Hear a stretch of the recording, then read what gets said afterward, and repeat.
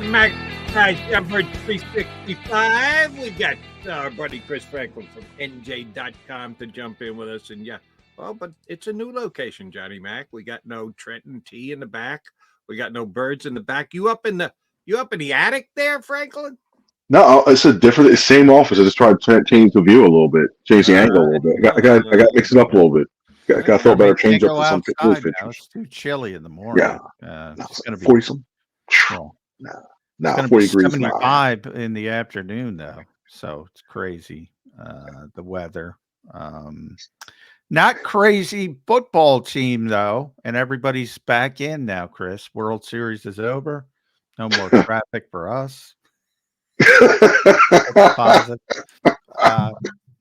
But I digress. Howie Roseman makes the big move. Your first thoughts on Kevin Byard coming back to Philadelphia?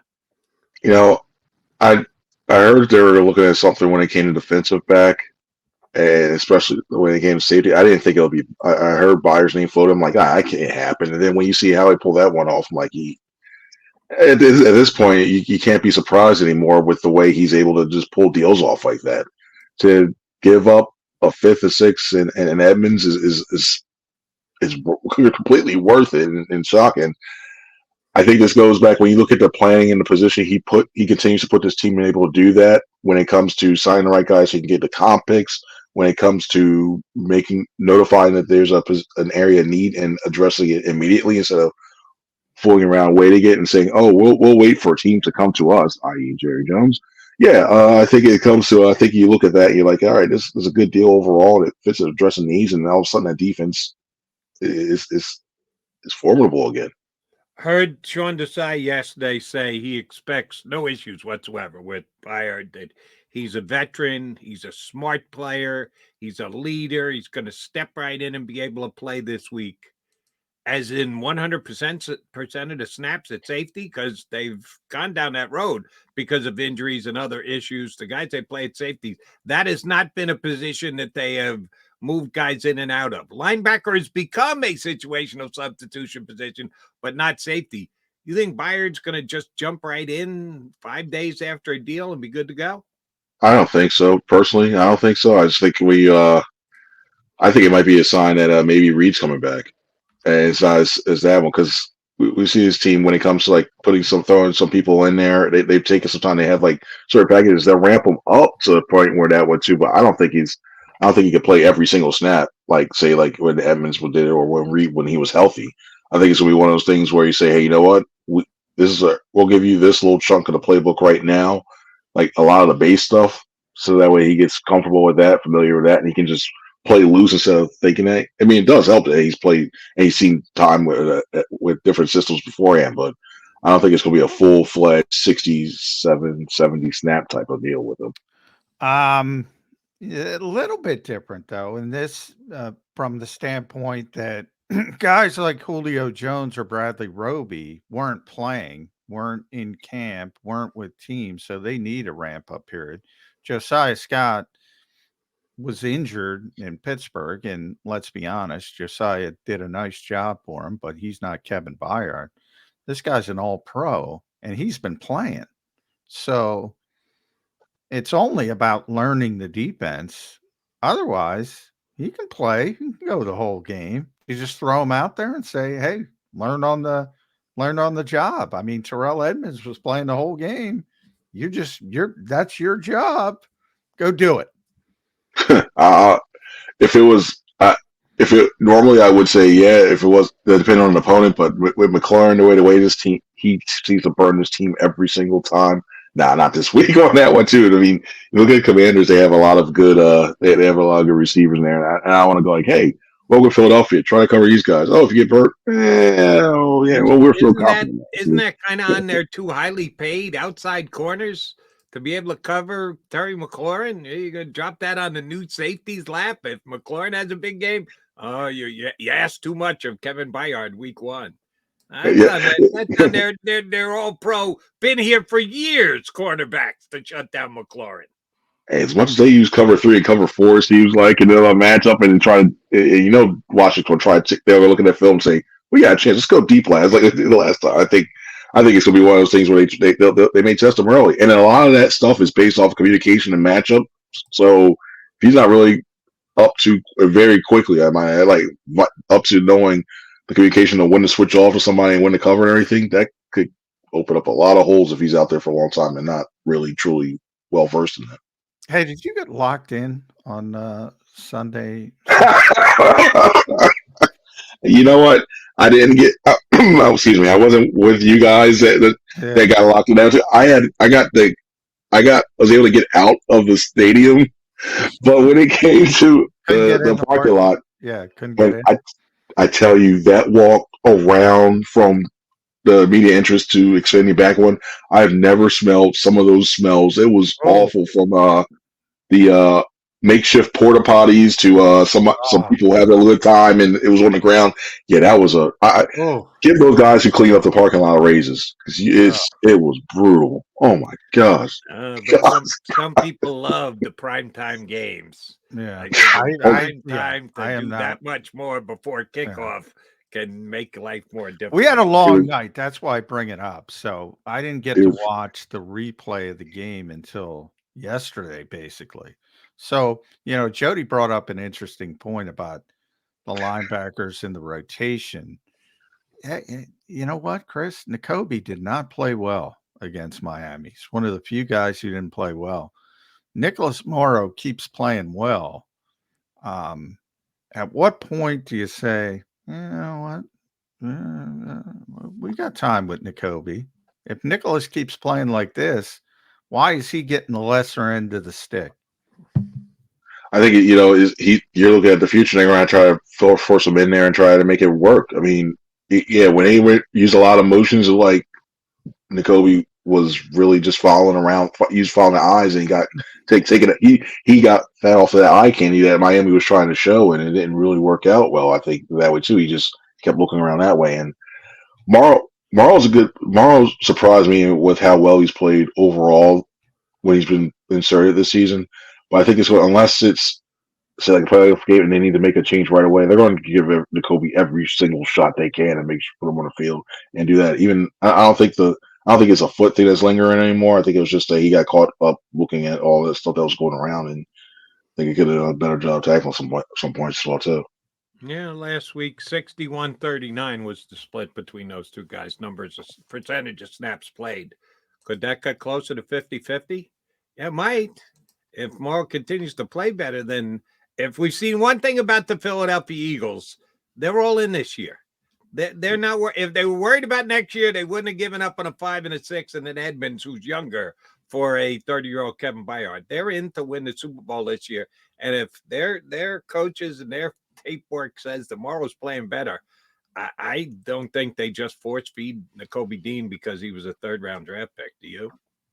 If it happens for 3 straight weeks, then maybe you look at if you have two. So excuse me, I forgot about that. If it happens for 2 straight games, maybe you revisit it, because that'll be a 3rd straight one, and then you revisit putting it more 50-50. But I think right now they're going to give him every shot, and it's going to be one of those things where, I think he just has. I don't think they'll force it right away. It won't be like something you think you see next week against Commanders. You go, wow, Morrow's played the 60 snaps and then Dean's played 30. I think it'll be one of those things where they may look at it a bye week if it continues for like another couple of weeks.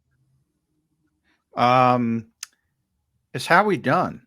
And not only from the perspective of bringing people in, because he's got no, he doesn't have a lot of draft capital left that he can use. He's going to get compensatory picks, but can't use those yet in 2024. But he can send some people out. He can make Jody McDonald happy if he can trade Derek Barnett. Is he done? Is he done? Kayvon Wallace to the practice squad. Approaching. Kayvon Wallace to the practice squad. Come on. Kayvon. I wouldn't be surprised if that happens today. They lost Brett. Especially that one too. But I look at if anything, and I think anything's going to happen after the trade deadline. That's problem, and they're trying to move some stuff. But I think the players, they may look, maybe it's a Quez, maybe it's maybe it's Barnett or something. But I think a lot of times when they have, well, I don't say Barnett so much, but with that, they're going to have a impending roster crunch coming when they get all these guys back healthy, Yeah. and they'll try Dangle. I think the other team, it's hard not to see like unless it's somebody that is a big name was shocking us like what the heck is going on. I think a lot of teams know like the expendable players. I think we all know most of those expendable guys that who aren't going to play a lot, and they try to get like a conditional 6th or 7th. But I don't see that. I think a lot of us was going to have it after trade deadline. We're just see the release and like, all right, they try to sneak them back on the practice squad, and that doesn't work because somebody's going to pick them up. Yeah. Quez might be the only guy in the team who's got less value than Barnett on the trade market right now because he's hurt. He's hurt. If he wasn't hurt, it'd be about the same. But because Quez is hurt, nobody's picking up the phone. Jerry expects Howie to call him. So I can tell him. Hey, Howie will call. Howie's got. He'll call to everybody. He'll call Jerry. He'll take advantage. Yeah, John pointed out earlier that Gallup and Cooks are not doing what they're supposed to do. But he can replace them. But you got to live with those safeties who are playing like crap because you paid them. Yeah, no. Quez does not move the Cowboys' needle or anybody else's needle at this time. All right, they almost lost to the Commanders earlier this season. You were down there for the game. If the coach had some nerve and had gone for it on a 2-point conversion, Eagles could be sitting here at 5-2 rather than 6-1. How big a win was that for the Eagles? How badly did they need that win? Sometimes you don't know it at the moment, but in 2020, I go, damn. That was a huge win that the Eagles actually got. How much of an effect has it had going forward, the fact that the Eagles won that game, even though they could very well have lost it? Yeah, especially you had to go to overtime. It's bad enough you had to go into overtime with the Commanders, but the fact that if you lost an overtime game, they had to come back and try to fight back. I think that would have been a tough back-to-back way. I think it could have been a domino effect. And the way they were able to stave them off and actually score that field goal to win the game, I think it's going to be huge. And add to the fact it's a division game, add to the fact it's a conference game. When you look at it comes down to tiebreakers, and we're looking like when you look right now at that one, it's a tight race for that conference. And the fact that the 49ers lost to the Vikings, that helped out a lot too. So you see each of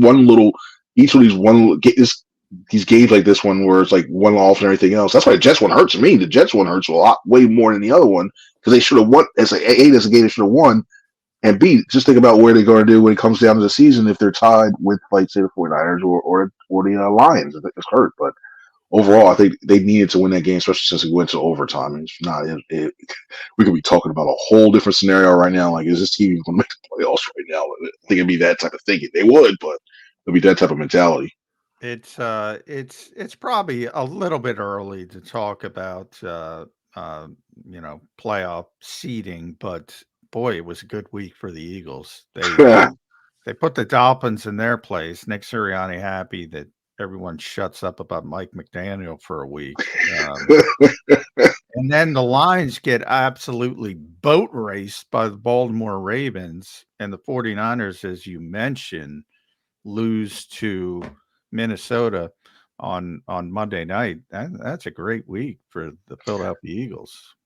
Yeah, listen, and I don't know how true this is. I just saw it in passing, but it said that any team that loses to Kirk Cousins hasn't gone to a Super Bowl in his career. Poor Kirk, man. They got all this back. I feel bad for that guy. I feel like did anybody watch him play on Monday night? He's a damn good. Colin Thompson, our buddy, former NFL tight end, just tells me how good he is all the time. And I watched Patrick Mahomes on that Netflix show, just rave about him. Troy Aikman on Monday night. Like, what is the disconnect? I mean, these guys aren't making it up. This guy can play. If you want to criticize him for something, I would say he's also a business Hall of Famer, and he's made every single penny that he could possibly wring out of Washington and Minnesota. And that hasn't enabled those teams to build up around him to where they could be a contender. I blame him for that. But, man, he can play. And why does everybody think he can't play? The ill-timed interceptions and in primetime games, not stepping up when it matters the most. Kirk Cousins is the type of quarterback that should have been at least played at least one Super Bowl by now. At least one. I even think, and Jody's not going to agree with me because he's a big Brock Purdy guy. But because Kyle Shanahan loves Kirk Cousins, if he got to San Francisco, I think he'd pull the Matthew Stafford. I think he'd win the Super Bowl, and people go, huh. I really do. I agree with that too, because you look at that, especially with that system, it's all timing, and it's all a lot of timing routes, and it's a lot of trusting guys in this game managing. And I think Kirk Cousins gave you that and a little bit more too, especially give you a couple more deep threats too. So if he ever found his way to switch over to the 49ers or to move over to the 49ers at some point in his career, like before, I think you really start to see a downfall in that one too. They'd be actually scary, like even scarier, like you just give them the NFC if you ever went over that way. Speaking of Matthew Stafford, what's the chance Howie Roseman trades for him? Since Howie can do basically anything and wave his magic wand, and I look at the Eagles right now, they upgrade. Well, where's one place they could actually get better? Backup quarterback. God. How about Matthew Stafford for Marcus Mariota? Come on, Howie, get on the phone, big guy. That's great. A better chance of Adam Malik Cunningham to Matthew Stafford in that one. That ain't happening whatsoever. Nah. I mean, Carson Wentz will probably come back before they get Matthew Stafford as a backup quarterback on that one. But Howie makes miracles happen. Yeah. Let's see him get Matthew Stafford. By the way, Will Levis is going to start for Tennessee, evidently. So Rand Carthon is trying to expedite his exit from Tennessee. Coach said both Levis and Willis will play this week. No, but I saw he started. Well, Levis is going to start. Yeah, I don't disagree. He'll probably be benched at some point, Joey. So you'll probably. They're already on record as saying both were going to play, so he's not going to be benched because they're going in with a play. We're going to use dueling quarterbacks. Maybe the NFL, right? Yeah. Maybe Will can play, but yeah, I don't know. Why do some of these general managers just give gifts to Howie Roseman? Does he have some kind of Illuminati picture? Is he blackmailing people? I mean, what is going on with the rest of the GMs in this league? I don't know. Maybe he's like the Frank Underwood of from House of Cards, like in that one too. Like, I know what I'm going to do this way. He just has. You know what? I think it may go back to the time when, before he reassumed power, he just sat and plotted this plan and just found all this stuff, and you just see it continually go over that. But I think a lot of times, just being a good convincer, like, no, this is going to work out for you. Just look at everything that happened there, like how they have not. I understand GMs have to talk to each other to try to see like what deals are done, but the fact that you see some of these things and you've seen how these trades have worked out for the Eagles and not for the other team so much, like this. Between Mickey Loomis, Crayon, all that stuff, like it's like, nah, I'll see you at the league meetings and I'll talk to you then, and just to see if we're vote for. Other than that, I can't. No, this is bad. So I think it's convincing. Yeah, I mean, poor John Robinson lost his job over AJ Brown, even though it was probably more Amy Adams Strunk than John Robinson, but. And now, Rand Carthon, he's going to have a little bit of rope because he's new, but I don't know, Chris. I don't know. Have somebody with a big contract that was looking to get out. Howie will call him and try to get him in there and make it work too within the cap. Yeah. All right. I know that the Eagles have some moving parts this week with injuries that we got to find out about, Roby and Blankenship, but time for a hypothetical for Chris Franklin. Let's say they're healthy, that Blankenship's good to go, and Roby's good to come back, and they don't have to go with an extra body because they don't want to put Byard in for all 100%. And they have some roster flexibility this week. Could this be the Rashad Penny week?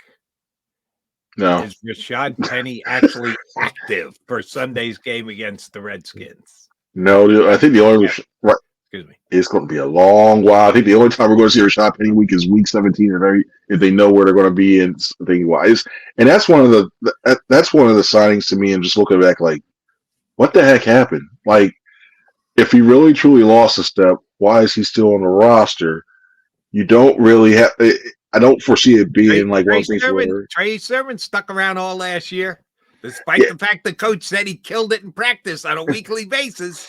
So I think they saw some staying around promise. all year too. I think they saw some promise and it was like, you know what? We don't want somebody else to get them. Maybe that's one of them. I think if they had that loser Tennessee mentality, Trey Sermon would still be here. But I think they're waiting as Jody waits for the Rashad Penny week. The Rashad Penny week is when DeAndre Swift or Kenny Gainwell sprain an ankle. Then you'll see Rashad Penny. And I think they're hopeful, not necessarily that, he's lost a step. He might have, but they want him as depth because they're a Super Bowl contender. Or if they were a loser looking for 5th round and 6th round picks like Tennessee, then Trey Sermon would be here. We have the young guy, just stick him there. And he's got some upside, blah, blah, blah. Which, by the way, did Trey Sermon ever sign with anybody's practice squad? Yeah, he was on Indianapolis. I don't know. In the Indies. Yeah. I think he was on the Indies in that one. But Yeah. even then, I think when Penny goes out, like if one of those like Gainwell Swift goes out, Penny's the third guy still. He's barely got touches. Because remember the last time he was up, he barely saw the field. So yeah, they have more confidence in Boston Scott as opposed to Penny. So yeah, he'd be there for special Trey teams. is still with Shane Steichen in Indianapolis. He's on their practice squad. Yeah. So and by the way, Jonathan Taylor's back, so I don't like his chances. And that other kid was running well, actually. Zach Moss is Moss. Yeah, he was having a good year before Taylor came back. So they're pretty good in the backfield, I would say. Yeah, Shane loved him last year. He thought really high of him, and it makes sense that he went out that way too. But he talk about a career that just went really. You feel like, wow, he had a lot of promise with the 49ers. All of a sudden, like, well, he's bouncing around. It scared me because the 49ers drafted him in the 3rd round, pretty high pick, and they run the ball well, and they gave up on him quickly. I said that when he came in here. I probably said it to you, Chris. That concerned me because if you can't run in San Francisco, they got Jeff Wilson having 100-yard games back in the day. That concerned me a little bit, but the Eagles seem to like him. Numbers game. Yeah. Got to worry about that L2 and L3 on the special teams kickoff unit. Yeah. You got to be but other than that, yeah, it also shows you how much talent comes in each year out at the running back position. No wonder why these guys want to get these bigger contracts because all of a sudden you get flushed out so quickly. Why? Like, I'd be surprised. Well, seriously, we'll be shocked. Like 2 years from now, they're like, "Wow, remember Trey Sermon when he was in here and they had like 5 running backs competing for 4 spots on his team?" Yeah, it's. By the way, some inside baseball for the fans out there. Were you there the day that Fletcher ripped down the special teams depth chart in the locker room? Yeah, I heard about it. I wasn't there. He figured out we were getting some information we weren't supposed to be getting from the special teams. Because you said L2 and L3, it reminded me. Oh my gosh! Yeah. And honestly, I'm shocked it was up there for that long. I thought after week 1 it was up there. That's where I first learned Jalen Carter wasn't playing the week. It was it's one of those things where it's like, okay, and then you run blocking like, okay, block this person so they don't see, walk by. Oh, okay, it's cool. All right, so when you guys get in there today, you're not going to be able to see if Jalen Hurts has any listed injury on a depth chart somewhere that's not Jalen. Well, Jalen wouldn't be on the special teams depth chart, so it's not going to help us. But Jalen Carter who was on the depth chart, special teams depth chart that you had information on? Jalen Carter. Jalen Carter. Oh yeah. A lot of other position players, yeah. What special does he play? He was like the 3rd team field goal protection. He doesn't play on anything, but he was like the 3rd team field goal, and he was in red, which means Jordan Davis is on there. Jordan Davis is on there too because he's everybody's on there. Everybody but Jalen is on there. So they don't list on the special teams the go for 2 team.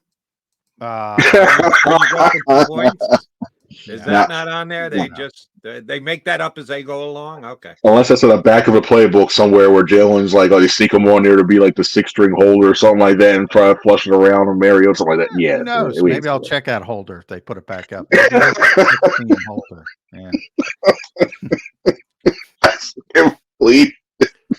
All Oh, right. I was only half kidding about the Jalen thing. We know we're not going to get anything from the coaches today. John always laughs at me when I ask, do you think you'll get a hit? Because come on, stop it, Jody. He could get fired if he says anything. So it's going to be on you guys to judge Jalen in the way he walks today. Not runs, walks, because it's a walkthrough. I could absolutely see it the other night. I heard Elliot on WIP yesterday say, I couldn't see that he would. There was one play, was second. I think he got a first down on a play. I think it was 3rd and 4, and he ran out of bounds, but he got 5, so he got the first down. You could just tell he wasn't running like Jalen Hurts. There's something up there. Brace, no brace, whatever else. I could tell with my naked eye that he wasn't running like he usually was, like he usually does. You going to be able to see anything? Chris Franklin before the game? We don't get the only thing we're going to see. The only thing we're going to see is going down when he walks down a ramp from the back to go talk to on the dais. Other than that, that's the only time we're going to see it. Walkthroughs are closed for us, so we won't see on that one. Tomorrow's going to be the first day. Thursday we'll see. And I got to tell you, tomorrow. Do you think you'll be able to tell something? Not so much, because if anything, they're going to. I don't think if they do the diving or whatever, and the ball security won't see that. When you look at the drops and everything that he moves around, when it's a slow controlled thing, it's nothing wrong with that. And when it comes to the full speed stuff, it's close to us by the time we really go into it. So it's going to be one of the things where you really won't truly see until. Remember last year when he hurt his shoulder, Chris, and they had a practice at Lincoln Financial Field, and they basically escorted us over to take pictures of Jalen Hurts. Normally we can't go down past the goalpost, and they said, "Oh no, go ahead." They wanted the video out there, like he was going to try to play. That's when you can learn something from the Eagles, when they're being too accommodating. That means they're trying to pull something over someone's eyes, and sure enough, he did not play. But that was his shoulder, and you could also get a quick look that they wouldn't even hit him, if you remember, with any of the pads or the boxing gloves during the ball security drills. So that gave you could tell. Yep, you could tell, especially like when Devontae was having had issues like a couple last year, whatever. Was when he went through the line, stuff like that. You could tell when they do that drill, you can glean some stuff off of it. Where it's like, oh, they're not hitting him up high, or he's sitting off to the side on this one. Okay, yeah. All right, let me wrap with this, Chris Franklin, and check him out at nj.com. Chris does an outstanding job covering the Eagles day in and day out. Percentage chance the Eagles lose Sunday? 33. 33. Wow. 2/3. I think 2/3 of the chance they win, only because it's something about this team, and part of me thinks that I think they're going to be up for the Commanders going to be up for his game, basically a little bit based off. I think Jonathan Allen's a little frustrated, and I think that they're going to try to use it as a rallying cry. I don't think it's going to be a blowout by any means. The Commanders seem to have this thing where it's even when they're at FedEx, I know Eagles have won there a lot recently, but I just look at it as one of those things where I think they still win, but it's not going to be as comfortable as we normally are used to, because the Commanders team really gets up for the Eagles. Wow, they really truly do. I think this might be the one where Rivera might really. I think he's going after end of the year anyway. But this might be the rallying cry for Rivera. I'd go about 20%, and one of the reasons I'm lower than you is, even if they play well and have a chance to win the game, Ron Rivera is going to lay up and give it back to the Eagles. Then let me go this number instead. Under over 7.5 sacks by the Philadelphia Eagles on Sunday. Ooh, that's a big number. I'll go a tad under and say 6. Yeah, I'm going to go. I'll always go under with that number because it's so big. But they got 9 last year against Carson Wentz. But over. No, you know why? teams are so Over cognizant. 7.5. Every team this year basically has been so focused on getting the football out against the Eagles. How's that they work know. for 40 sack Sam Howell? Yeah, but that's my point. They're not worried about it against other teams as much, and he holds on to the football. Everybody's been so aware that it's got to come out this week against the Eagles because they know what they're dealing They with. got 4 last week against Tua. Who gets rid of it faster than anybody else in the league? That's What my are they point. going to do against Sam Howell? Hold That's it till my they point. hold it till they hit you, Sam. I don't know if They would have Oh, yeah. gotten 8 if Tua held on to the football. That's what I'm saying. If- If it's 4, it should be 8. Yeah. Right. If- So if they have a for second Sam- half sack number, go for the over. Sam, it'll be 8 Go because for it. he doesn't get rid of the football the same way Tua does. All right, Chris Franklin, always a pleasure, brother. Thanks for getting up. Thanks for rearranging the shot for us. Appreciate that. You are a creative one. Thank you very much for that. We'll talk to you again next week, brother. Thanks, I bud. appreciate it, guys. Thanks, guys. Have a good one now. Chris See ya. Franklin, NJ.com, here with us on Birds 365. All right, quickie timeout. Come back, put a bow on the show, get you ready for the Philly Sports Power Hour.